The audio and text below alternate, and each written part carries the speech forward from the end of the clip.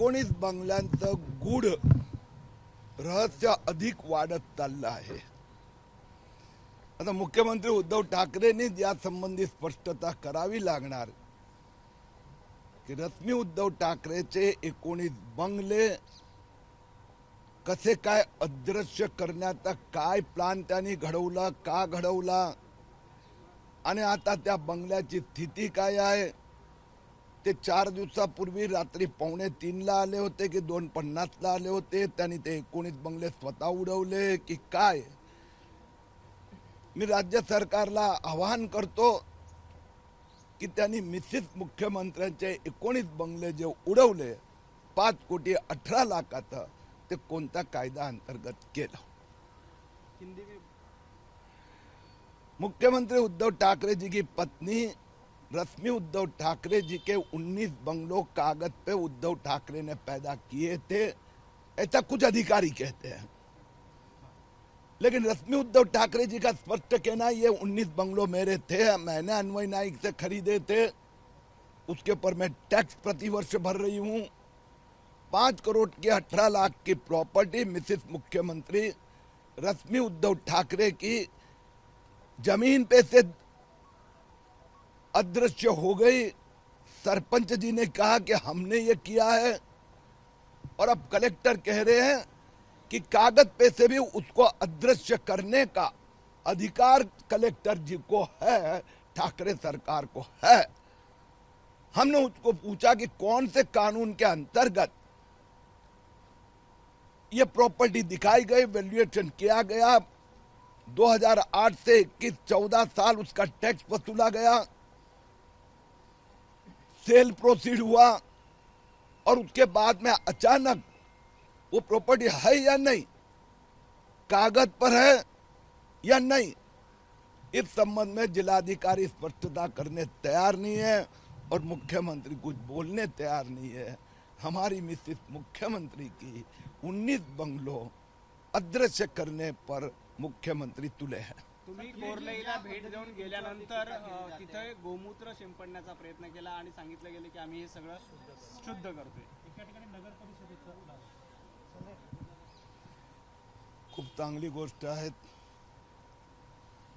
जर उद्धव ठाकरे स्वतःच्या बायकोची 5,18,00,000ची प्रॉपर्टी संपत असेल आणि त्याचं प्रायश्चित म्हणून त्यांनी शिवसैनिकांना जर गौमूत्राने पवित्र करण्याचा संकल्प केला असेल तर मिसेस मुख्यमंत्रीवर अन्याय झाला, त्याबद्दल फक्त मी दिलगिरी व्यक्त करतो। किरीट सोमय्या गेले होते म्हणून ती जागा अपवित्र झाली, अशा प्रकारचं त्यांचं म्हणणं आहे। विषय किरीट सोमय्याचा थोडा आहे, विषय 19 बंगल्यात आहे। म्हणून संजय राऊतची भाषा उद्धव ठाकरे बोलायला लागले तर ते शोभणार नाही। मुख्यमंत्री आहात, तुमच्या पत्नीवर अन्याय करण्याचा तुम्हाला अधिकार नाही आहे। 19 बंगले तर काय झालं। संजय राऊत ज्या पद्धतीने भाषेचा वापर करतात, तुमच्याबद्दल कृष्णा भावना त्यांनी टीका केली, आता तो व्यक्तींना जमिनीवर अशा शब्दांचा वापर होतोय। किरीट सोमय्या काय बोलणार आहे? माफिया सेनाकडून आणखीन काय अपेक्षा ठेवणं अनुचित आहे आणि मी जसं सांगितलं की हे सगळे इश्यू डायव्हर्ट करायचा प्रयत्न करतात। संजय राऊतनी कोविड हॉस्पिटल घोटाळा, हजारो पेशंटचा त्यांच्यामुळे झालेला त्यांचा परिवारावरील अन्याय हे त्यांनी डायव्हर्ट रश्मी ठाकरेवर केला। आता रश्मी ठाकरेवरील अन्याय उद्धव ठाकरे काय मळमूत्र की काय गोमूत्र तर हे त्यांच्यामध्ये स्पर्धा इश्यू डायव्हर्ट करण्यासाठी महाराष्ट्रातील जनता संजय राऊतला प्रश्न विचारतायत, आमचा कोविड पेशंटची हत्या तुमचा बिझनेस पार्टनरच्यामुळे झाली, मृत्यू झाला, अपंग झाले, त्याचं उत्तर द्या।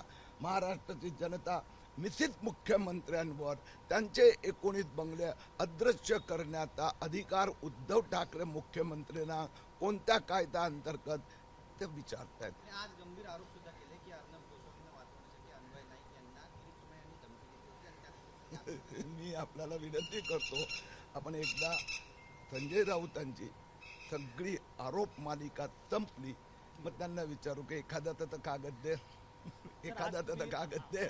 असं आहे, काल त्यांनी 211 घोटाळे 7,000 करोडची वसुली. मग त्याच्या आधी 15 करोड ईडी ऑफिसरला किरीट सोमय्या मार्फत दिले. त्याच्या आधी त्यांनी काहीतरी केलं होतं की हा तो उपराष्ट्रपतींना लिहिलं होतं की बंदूक ठेवली होती ईडी ऑफिसरनी. तर एकदा सगळं झालं टोटल, मग त्यांना सांगत अरे एक का तो कागद दे भैया.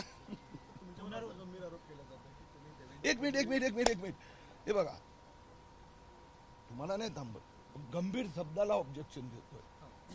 एक मिनिट, प्रश्न येत नाही म्हणजे तुम्ही प्रश्न विचारा, मग गंभीर कसला, एक कागद नाही आहे.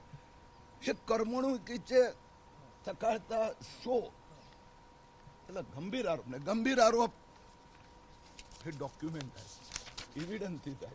यापैकी एकही डॉक्युमेंट चुकीचं आहे अशी हिंमत असेल तर उद्धव ठाकरेंना चॅलेंज करतो. एक डॉक्युमेंट सांगा उद्धव ठाकरे साहेब किरीट सोमय्यांनी फोर्जरी केलेली आहे, सांगा.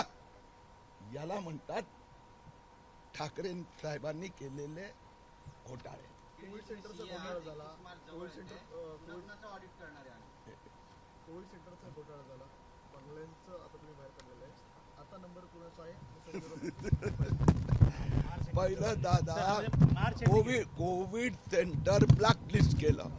उद्धव ठाकरे साहेबांनी कोविड सेंटर ब्लॅकलिस्ट केलं आणि त्याला 4 कॉन्ट्रॅक्ट मिळालं. त्यात उद्धव ठाकरे का उत्तर देत नाही? जे 4 नवीन सेंटरमुळे तुमचा माझा नातेवाईकांचं, जनतेचं नातेवाईकांचं नुकसान झालं, त्याचं काय? हे बंगलो, हे ते सगळे पुरावे आहेत की त्यांचा सरपंच सकाळी एका चॅनलला सांगतो बंगले आहेत, त्यात काय झालं ते टॅक्स भरतात, आणि दुपारी सरपंच सांगतात बंगले गायब हो गए. आमचं स्पष्ट म्हणणं आहे, या बंगल्याचं, प्रॉपर्टीचं परफेक्ट फॉरेन्सिक ऑडिट झालं पाहिजे. बंगले 2008-9 मध्ये रेकॉर्ड झालेले आहेत. कलेक्टरला आम्ही सांगितलं, कलेक्टर साहेब तुम्ही ठाकरे परिवाराचे कलेक्टर नाही आहात, तुम्हाला कोणत्या कायद्यात अधिकार मिळाले? कागदावरून आणि प्रत्यक्ष तुम्ही म्हणाले बंगलो काढून टाकतो. कसं काढणार? ग्रामसेवकाला अधिकार दिले एवढे? कलेक्टर आहे का?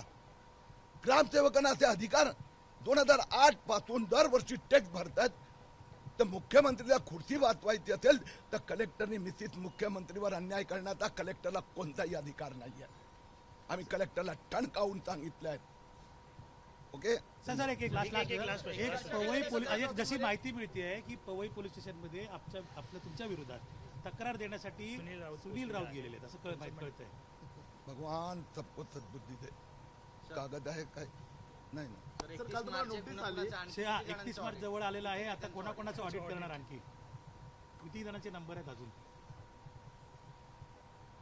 ऑडिट पूर्ण करायचं बाकी अजून. आगे आगे देखो अगले सप्ताह में क्या होता है. अगले सप्ताहामध्ये काय होतं? एक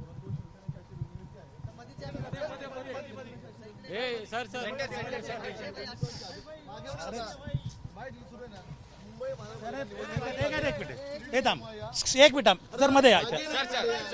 थोडे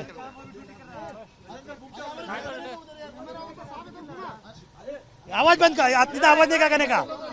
ओय ओय ओय ओय मित्रा मित्रा, ओ काका, ओ सरळ सरळ सरळ पत्रकार आहे, अभी हे नाहीये.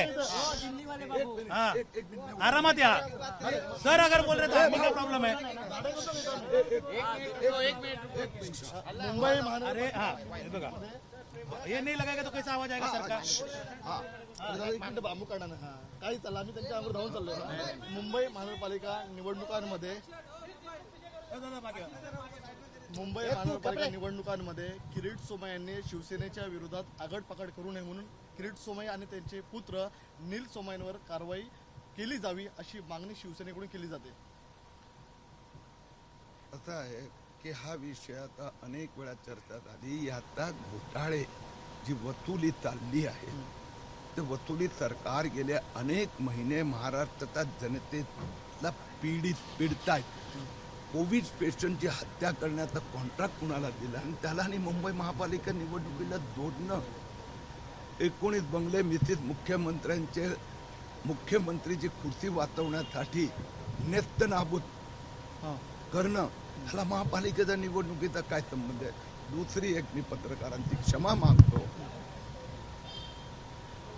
की ठाकरे सरकारची पोलीस माफिया सेना कशी वागते आज पण तुम्ही पाहिलं.